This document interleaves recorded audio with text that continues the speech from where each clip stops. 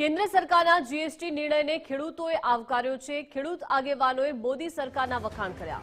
મોદી સરકારે ખેડૂતોને દિવાળીની ભેટ આપી છે। કૃષિલક્ષી સાધનો પર 5% જીએસટી થતા ફાયદો થશે। મોદી સરકારે ખેડૂતલક્ષી નિર્ણય લીધો છે। ખેડૂતો અને પશુપાલકોમાં એક આનંદની લાગણી છવાઈ છે।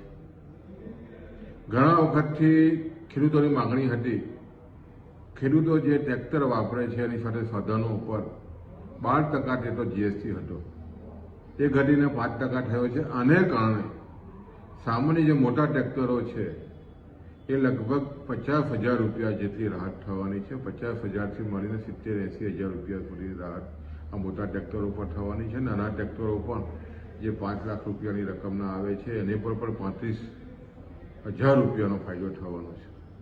અને ખાસ કરીને જે રીતે જંતુનાશક દવા અને રાસાયણિક ખાતરની જે વાત હતી, એમાં પણ અમારી વર્ષોથી માગણી હતી કે રાસાયણિક ખાતરને જીએસટી મુક્ત કરવામાં આવ્યો, પણ એની પર 5% રાખવામાં આવ્યો છે। પણ જંતુનાશક દવાને 12% ઘટાડીને 5% કરી છે।